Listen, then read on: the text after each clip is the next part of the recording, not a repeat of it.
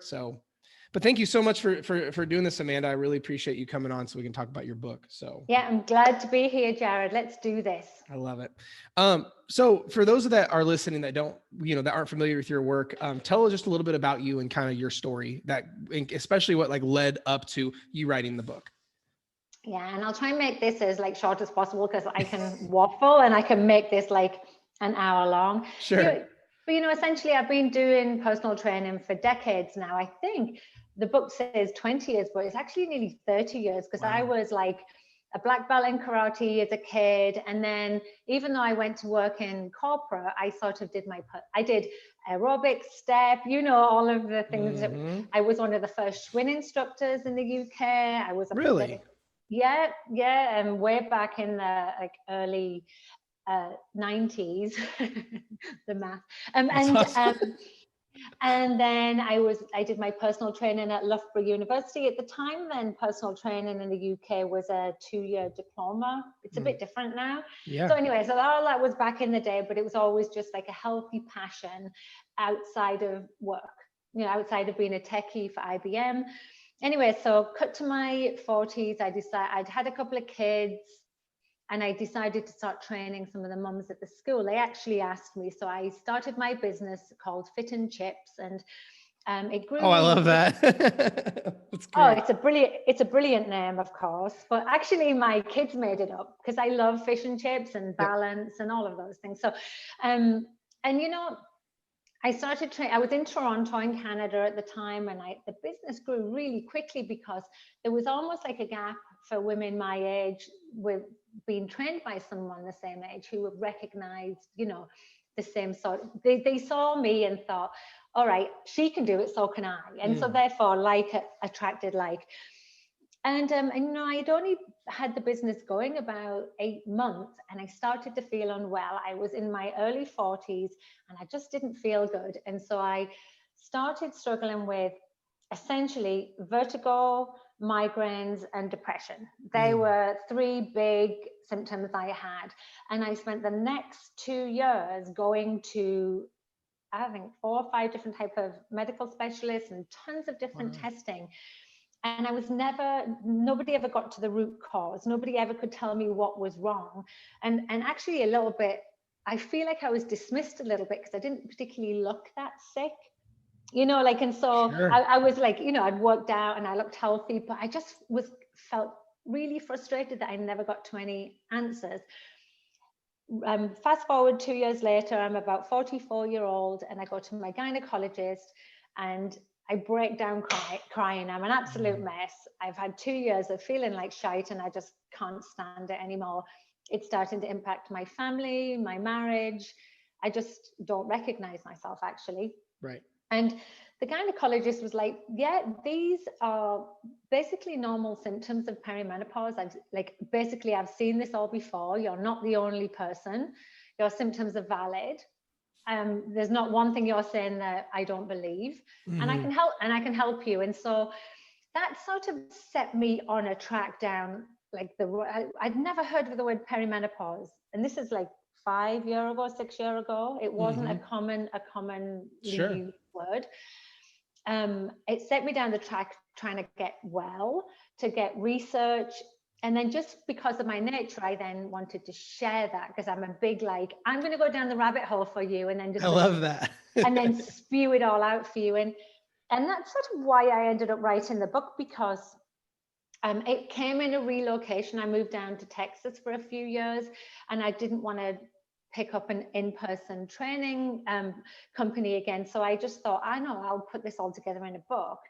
And I just wanted to write a guide for women so that it wasn't a mystery anymore, so that they could go through it and not have all of these questions unanswered like I did, and that they could actually go to doctors and have and with valid information, and actually even inform and help provide knowledge to the doctors who don't always have it. So that's essentially my story. There was a gap and I wanted to fill it. I think that's amazing. And that's one of the reasons that I was really, really excited to have you on the podcast, is because the vast majority of my clients are middle-aged women that are either getting ready to go into menopause or in the middle of it, or their menopause has run its course. but I'm a 20-year-old dude. Like, and I have some people who will be like, dude, like, Jared, you're a 28-year-old guy. What the hell do you know about menopause? And the only thing that I have is from working with hundreds and hundreds of people in it, with women. So I think from a credibility side, having someone like yourself to get on here and dive into this will be super helpful. And it's interesting. I love the name of your book. For those that, I don't think we've actually said it, the book is called Menopocalypse, because from what I know from most women that I coach, menopause is not this light, fluffy rainbows and unicorns things. It's like an apocalypse. So the Menopocalypse was, I thought, a really good title for the book. But one of the things that when I was going through it, first of all, for those listening, like, this has my Jared stamp of approval. It's a great book for those of you that are listening, especially you ladies, or shoot, you fellas that your ladies are going through menopause. I think everyone should pick up this book. But one of the things that stuck out, and I put it in my notes, you have a line in your book that says, this book is to help you manage the things you can control so you can cope with the ups and downs of menopause. Well, there's a statement that I say a lot in my own content is basically, we have to surrender what is totally outside of our control, but step boldly and take massive ownership over what is in our control. So the fact that was one of the first things that stuck out to me in the book was pretty awesome. So with that being said, what are some of these things, especially from a fat loss perspective, that people can control when getting into this? Because a lot of people have that misconception that fat loss is impossible once menopause starts. Yeah, so that was really great, everything you said there. First of all, I'd like to sort of give you kudos and acknowledge that you are a 28-year-old dude, and you're all over this like a rash, and I love it, right? Like a healthy rash. Mm-hmm. And actually a rash you want to itch, because you know, when I was a 28-year-old trainer, I didn't know anything about this at all. It wasn't a conversation that was being spoken about at all. And actually in our world, the fitness and health world, it sort of goes, and you know yourself, when you specialize in your certifications, you can specialize in pregnancy or postnatal, whatever you call it over here, and then it literally jumps over to doing exercises in the chair with a resistance band for over 50.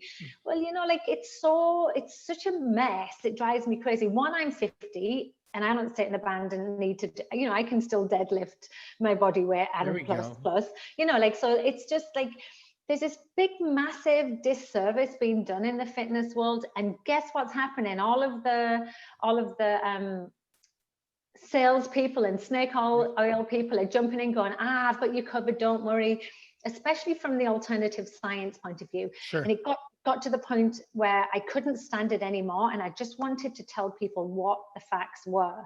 And one of the messages that we hear in social media a lot, and it drives me crazy, is it tells women what their faults are, and what their limitations are, and that only these supplements can help you, or only my program can help you. It's trash, it's shite, and it's wrong. And so I think just you being a trainer addressing this, and me being a trainer, we know like the psyche of women, and we know that women do not want to be told what their limitations are ever.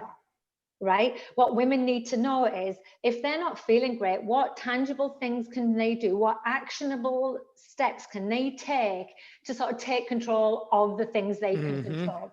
So like for me, I struggled in isolation and frustration with symptoms that had no name, that nobody could help me with. But as soon as I was labeled as being in perimenopause, I was like, okay, now it's got a name. And so my burden has been lessened. Sure. It helps, right? And then I just started like working with medical professionals to get the best help I could get, because although it's a natural process, you're right, there's no unicorns or glitter. and it's, I don't care what Gwyneth tells you, and don't stick any glitter up your vagina either. That's like a whole other that's like a whole other conversation. But you know, it's not all glitter and light. There are a few women that will sail through this and probably have an okay time, but the majority of women, in the high 70-80%, will struggle with symptoms that impact their quality of life. So although it's natural, so is pregnancy and death, and we don't make people suffer through them. And you do not need to suffer in menopause. So my first thing is, get yourself a menopause specialist who is a medical doctor, one that's menopause certified through the North American Menopause Society. They're valid medical professionals. If you want to go down the alternative route, do that, but know that the only way you can replace the hormones in your body is with hormones, right? That's the only way you can do it. And it's safe, and it should be the first line treatment. And usually the only people that can do that are medical professionals. From the things that you can control, well, that's sort of like what the meat and bones of the book is about. And so part one is about my experience, essentially, with, you know, the things you can do treatment wise. And then the second part of the book is solution driven, because we all want solutions, right?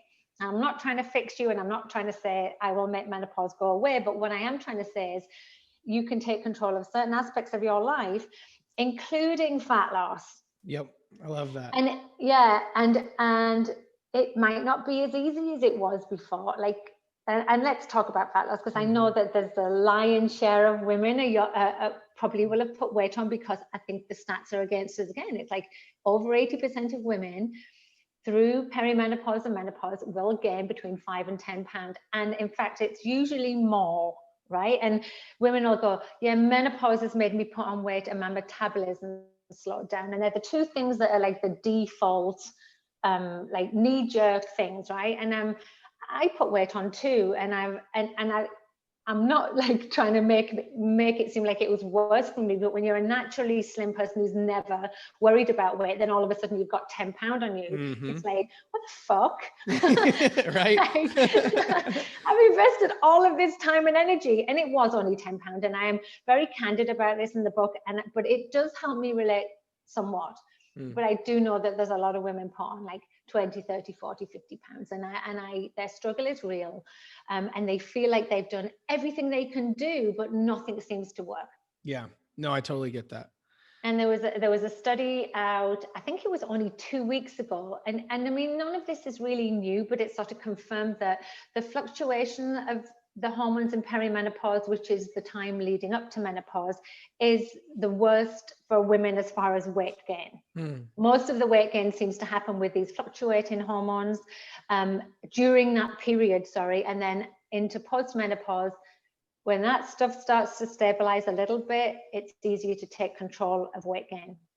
Now, the fluctuating hormones in and of themselves aren't the cause of the weight gain, but they put up lots of barriers and obstacles that make losing weight so difficult. Sure. Right.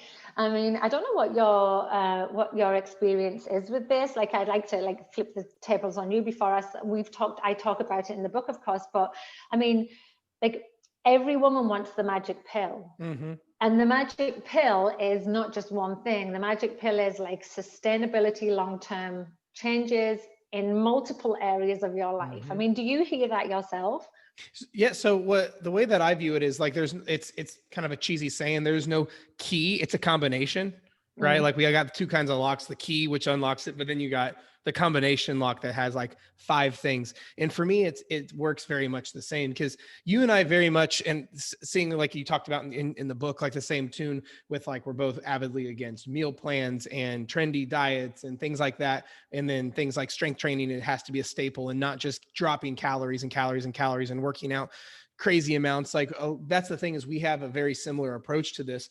And one of the things I was wanting to ask you is, for when it comes to all of this stuff, is other than things like maybe a caloric intake might be a little bit lower because of a BMR, or things like that because of hormones, like, is when going at menopause, working with someone with, let's say, weight loss goals for menopause, is the approach astronomically different than someone that isn't in menopause, outside of like, because you have your caloric intake being in check, prioritizing whole foods, making sure you're having all 3 of your macros, strength training. Is there any one big thing, in your opinion, that you have to approach menopause completely different? Or is it very similar to how you would approach it for most people from the standpoint of sustainability and happiness and things like that?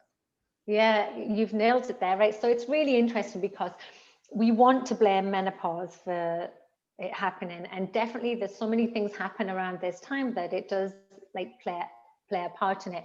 And but the slowing down of the metabolism, and like as far as the calorific intake is concerned, is probably around about the 200 300 calorie mark. Like Mm-hmm. if you work back like to your 30s and the Sure. age related drop and everything, it's not like, oh my God, I've got to drop 600 calories now because I'm in menopause. It's sort of not as drastic as that. But there's a couple of things that do, when estrogen is starting to decline in the body, it does impact a couple of things that I think make losing weight challenging. And I have spoke about them in the book. The first thing is muscle protein synthesis. Mm. So estrogen definitely has an impact on that. And so how our body then sort of breaks down protein in order to build up muscle is impacted somewhat. And it actually means that we need to increase our protein as a priority. Sure. Right. And we tell people they need to do that. We tell people they need to build lean muscle mass for aging, but menopause accelerates that. Mm. And so I have a whole section on strength training, and you know that, right? But you can't do the strength training without really hyper focusing on protein as an essential macronutrient. So that's the first thing that I would say is a little bit different is the protein. We always talk about protein, but it sort of makes a big shift in menopause. Much bigger deal.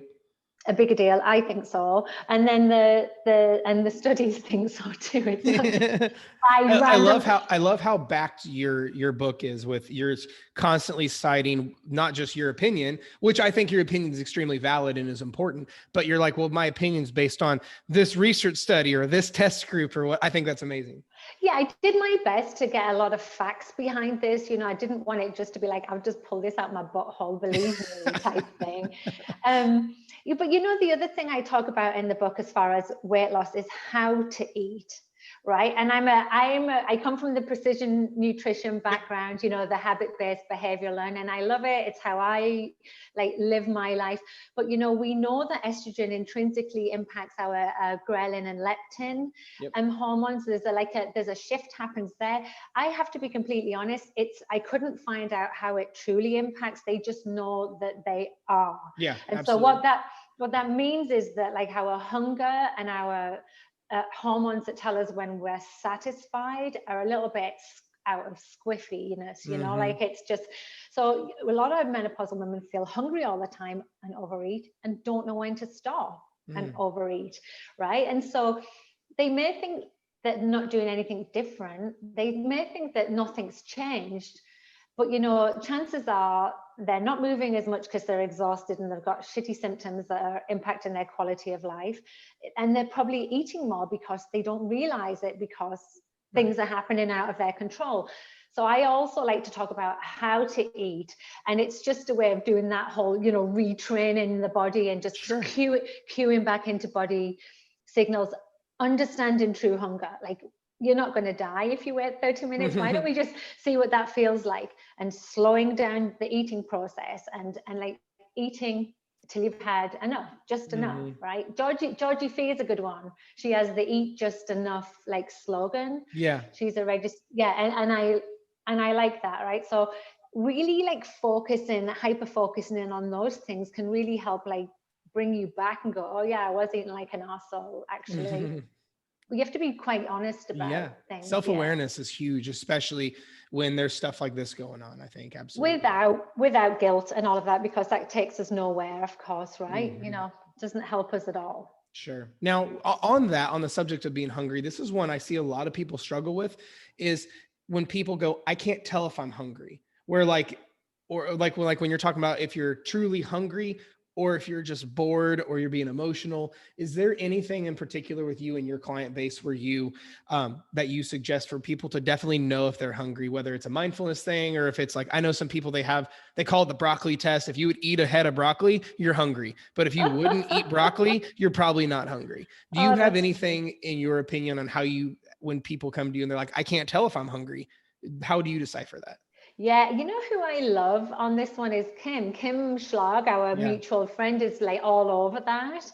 I love her approach to it. But for me, when I talk about like if you're truly hungry, it's like I usually just use the like 1 second rule. Like, so normally when people are really hungry, they eat mindlessly. You know, I have a teenage boy that sits with a bag of chips on his desk and he munches away and he doesn't even realize he's eating the whole bag bag of it, right? And that's like boredom eating or just habit, Yep. a bad habit, right? But with my clients, I would sort of, and there was this emotion, and we know emotional sort of stress eating and all of those things are some of the biggest contributors to weight gain, like the studies to back all of this up. And so I like to say to my clients, just pause for 1 second. So you're hungry, just stop. Before you go and eat, just say to yourself, you know, am I just getting up like out of a knee-jerk reaction because it's 2:30 and it's muffin zone time? Or or can I just stop and just like check in? Do I really feel hungry? And then I get them then to take the next step, like have a drink of water, like just see if that was enough to satisfy the urge, and then pull away. But even just that 1 second check-in is usually enough for somebody to go, Sure. all right, I'm not in autopilot. I have a colleague, he wrote a really good book called, oh crap, what's it called? Charles Duhigg, The Power of Habit, sorry. Yeah. Right, so Charles wrote the book, A Power of Habit, and he talked about never being able to lose weight, and he was sat at his desk in the New York Times, and every 2:30 he would get up and go to the cafe, get a chocolate chip muffin, and he didn't know why he was doing it, and he realized it was just the habit of just doing it, right? Yeah. So he broke that habit and realized that what he actually needed at 2:30 after a day of sitting at his desk was social interaction. And so instead of going to the cafe, he got up with a glass of water and walked around and talked to his colleagues, whether they wanted it or not. And he broke that habit of mindlessly eating this 400-calorie muffin, which might be the make or break between him losing weight, right? Right. And so it's just creating a break in that atomic system that we've got.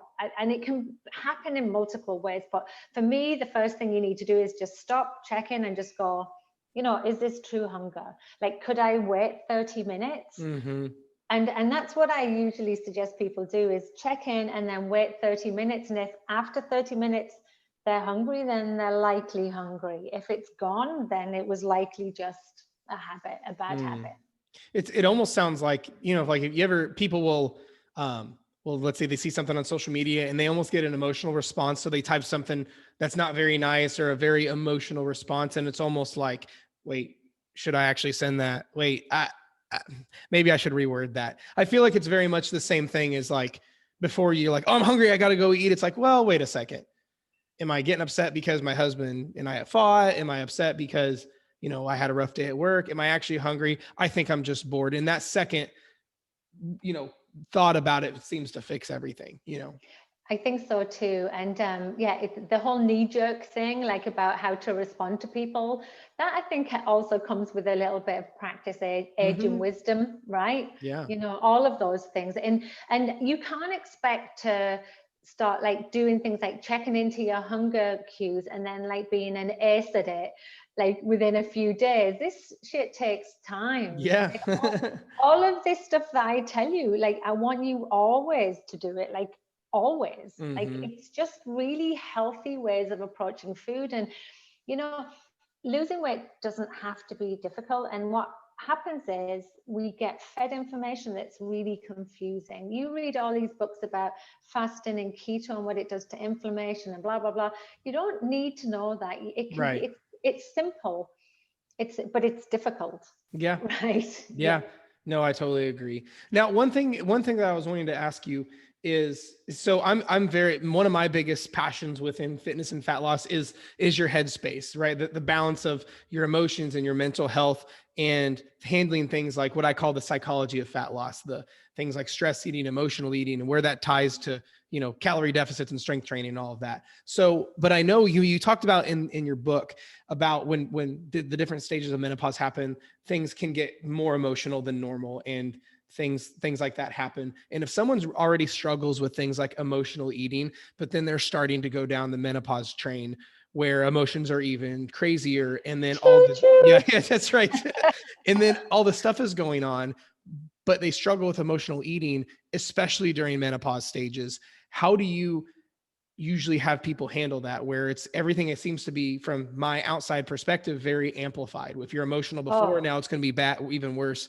But then you have things like, other biological processes like more bloating, more fluctuating, more the roller coaster. So how, under the umbrella of emotional eating though, within menopause, how do you normally handle that with people? Yeah, that's a really great question. And you're so right. Everything is amplified. I mean, so let's just talk about Like the an fact that, apocalypse. yeah, like an apocalypse. Yeah. Only my apocalypse has a little bit of a light at the end of the tunnel. I mean, I always say that if there was a zombie apocalypse, you need me on your team. Like it's always been, like I'm ready to fight it, right? But it is amplified, and we know that estrogen and cortisol are intrinsically connected. Mm. And so, yeah, our stress levels go like batshit crazy, and they'll go from sending a woman like haywire, like crazy, like banshee mother. That's what I was, to being like in these really low cortisol states where like we get into like these deep moods and depressions, and it's sort of a little bit out of our control. And so there's a couple of things and then if you've got emotional eating disorder on top of that, then the first thing you're going to do is reach for the cookies. And it's sort of like it's almost expected. But what can a woman do to help with this? Well, the first thing is she's got to get her stress in check. And it's really funny, right? Because some male trainer posted this on his Instagram stories the other day, like, all you women need to do is sort your stress out. And they were like, don't fucking tell me to calm down, like we actually like, come on. Yeah. But you know what, we that rage can drive us as well, right? But stress management is massive. I have a whole chapter on that, because if you are trying to make like really like cognizant choices and like really like great behavioral like attitudes towards food, you're not going to do that if your head's spinning, are you, right? So I really talk about rest, recovery, and recuperation as being key and essential during this time, especially when chances are your cortisol's a bit out of whack. Tends to calm down, by the way, into postmenopause. It's usually just as the hormones are in the fluctuation side of it. And prioritizing rest days is important.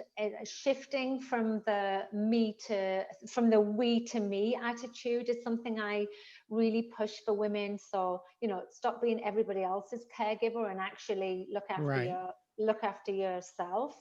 Put your own your own mask on first. and consider that to be self-preservation and not just like a guilty indulgence. It's actually something that's going to set you up, and then everybody else gets that positive knock-on effect, right? But like if you can then like actually take time to practice some type of mindfulness or meditation or deep breathing, anything that elicits the parasympathetic nervous system, that like calms you down, right? That actually, and I still practice it to this day, the deep breathing, because I just feel like it's just a really great way to set yourself up. So like do actively look for things to calm the stress down. And I'm not telling you just to calm down. I'm actually telling you to introduce practices that might take at the most 5 minutes. So you can't tell me you don't have enough time, that allow you to just like be by yourself and take care of yourself, right? And that includes sleep as well. And I mean, sleep is one of those things that like it's just like elusive to women in perimenopause, and a lot of women in postmenopause struggle with insomnia, being either not being able to fall asleep or not being able to fall back to sleep.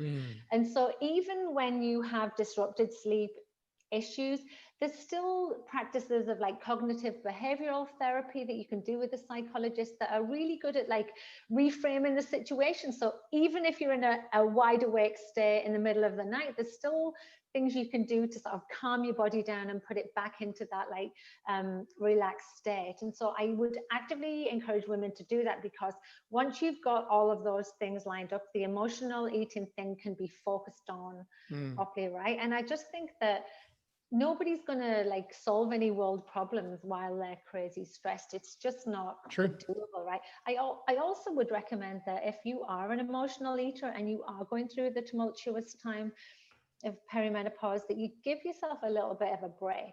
Right? We put far too much value on our appearances and how we look from, and how we feel and how people perceive us.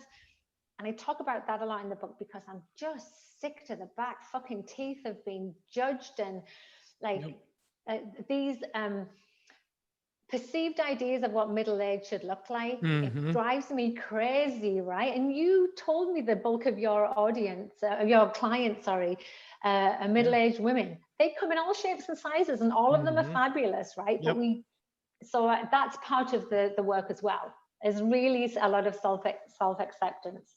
No, I love that. No, I think that's absolutely amazing.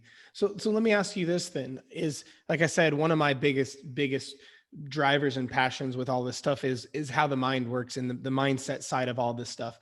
Just because, like you said, if you're all stressed out in a negative emotional mess, nothing productive is going to happen. And I know you touch on this in the book quite a bit, so that's why I wanted to bring it up. What are some specific mindset and headspace strategies women need to have going into menopause, especially around the wonderful world of weight loss? What are some more headspace and mindset tactics? Because that's the other thing I love about you is you're not just like airy fairy fluffy and like just kind of sounding philosophical. You're like, no, here are the actions, the strategies, and the plan of attack to conquer the beast of whatever it is we're conquering. So specifics around your mindset and headspace going into menopause with still trying to keep your weight loss in check. What are some things around that? Yeah, and you know, it's interesting because I find that like the conversation around menopause is like there's not enough people of like me in the middle. I mean, there is a group of people that I really respect, but there's not enough. You've got either the really dry medical people that you don't want to listen to because it's literally too boring and you don't have the cognitive capacity, or you've got the women with the long flowing hair. I have short hair, so I can say that. Running through the cornfields in a white flowy dress, and you're just like, oh, screw off. Like, you know, like life isn't wonderful all the time. Let's just be practical about this. But, you know, like I worked with a psychologist who actually is one of my best friends. We used to have these really long conversations about how we talk about ourselves as like, as far as weight loss is concerned and aging is concerned and all of those things. And she helped me write one of the chapters in the book called How to Think. And I call it Shift Happens because I really found this work like an epiphany to me. It's something I've really only focused on for the last 2 or 3 years. I'm by no means an expert. Like I haven't studied this, but I practiced it and I got the expert guidance to help me with the book on this. And so two of the great things that she talks about is how to harness aging with a resilient mind, and how to harness like fat loss with a resilient mind. All of those things matter. And what that essentially means is that you have to take sort of like control of the cognitive aspect of the journey, not just like the food you put in the mouth, but the words that you say to yourself, how you deal with that thought monster that's constantly saying you're shit, you're fat, you look ugly.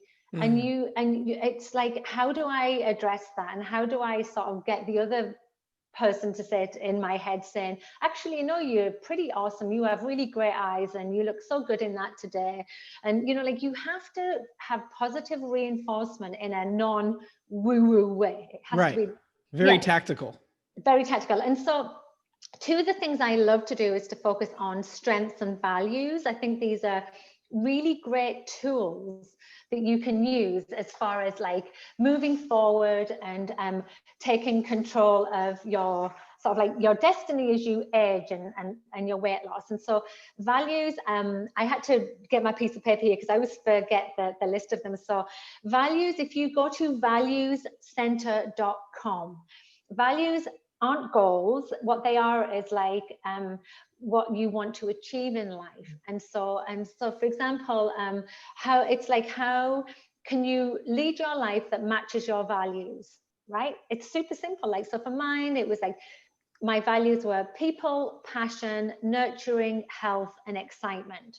So these are the adjectives I want to take, and I want to try and run every day like with these in mind. And when you know what your values are, it's really easy to get rid of toxic people in your life. It's really easy to say no. You don't have to say yes to every opportunity. And it just helps you like steer the ship in the right direction. It's your compass. Absolutely. It's completely your compass. And then aligned with that are your strengths. And so if you go to viacharacter.org, or is it via character? I don't know how you say it. Yeah, viacharacter.org. These are like little surveys you do, and they're really great. And this tells you your qualities. And as women, we're always down on ourselves. Through menopause, we sometimes don't even recognize ourselves. I know I didn't. Like, I was completely lost. And so when you can like hone in on your qualities and you see what your strengths are, it's another really great way for you to sort of like forge forward. And it's actually an interesting survey. Like, mine came out as my top strength was curiosity. And I was like, really? That doesn't make sense, because my other ones were kindness, social, intellectual, humanity, and creativity. I could have guessed those, but curiosity means taking, like, I've already said this, an interest in something. So you go down that dark rabbit hole and you dig everything out, and then you share it with people because you care for them and you want to help them. And so actually, that's exactly what I am. And so it really makes my life easier knowing that when I do go off down these stupid rabbit holes, which I do all the time, that it's sort of part of my character, and it's what is an expectation of me. And I can use that as my strength, and I can actually keep harnessing that. And so I just think that when you take the values away from how you look and what other people think about you, and you start working on values that actually matter, because you worked it out with these tools, it just changes the way you age. Like, so I'm 50, and there's women out there, I know, like, so in my neighborhood, I live in Texas, it's like the Real Housewives of Houston, and they're not my people. I've tried, and they're not my people. And something just went out last week, and it was a burgers and Botox night. And I was like, burgers and Botox, oh my God, that's like totally something off like Real Housewives. Right. Now, I'm not anti Botox or anything. Like, people do what the hell they want, I don't care.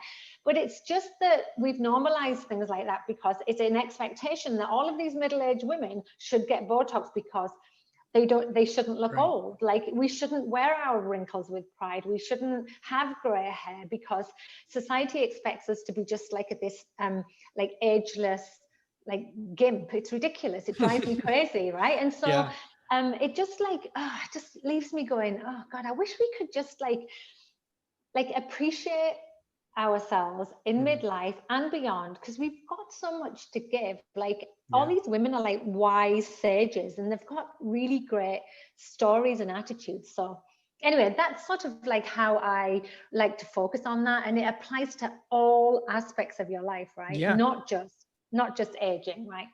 No, I love that. That I feel like that puts such a nice bow on all of this. That's awesome.